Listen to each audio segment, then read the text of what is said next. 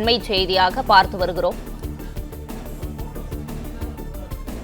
துணை பொது மேலாளர் ஜோதி சங்கரிடம் 9வது முறையாக அமலாக்கத்துறை விசாரணை மேற்கொண்டு வருகின்றனர். இதுகுறித்தான கூடுதல் விவரங்களை வழங்குகிறார் செய்தியாளர் சரவணன். சரவணன், விவரங்கள். டாஸ்மாக் முறைகேடு வழக்குல மொத்தமாக இன்று 2 பேருக்கு சம்மன் அனுப்பப்பட்டிருந்தது.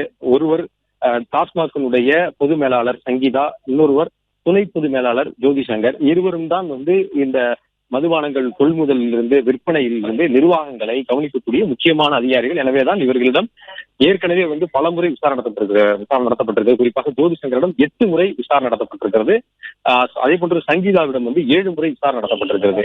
அதாவது விசாரணையிடம் விசாரணை நடத்தி அவருடைய வீட்டில சோதனை நடத்தி சில ஆவணங்களை இந்த வழக்கு தொடர்பான மேலும் சில இடங்களில் இருந்து ஆவணங்கள் எல்லாம் எடுக்கப்பட்ட நிலையில அது குறித்து மீண்டும் விசாரிப்பதற்காக தான் டாஸ்மாகினுடைய ஜிஎம் மற்றும் டிஜிஎம் இருவருக்கும் சம்மன் அனுப்பப்பட்டிருந்தது. அந்த சம்மன் அடிப்படையில தற்பொழுது ஜோதி சங்கர் துணை பொது மேலாளர் அவர் தற்போது ஆஜராயிருக்கிறார். இன்னும் பொது மேலாளரான சங்கீதா இன்னும் அவர் ஆஜராகவில்லை. இன்று மாலைக்குள் அவர் ஆஜராகி விடுவார் என்று தகவல் தெரிய வந்திருக்கிறது.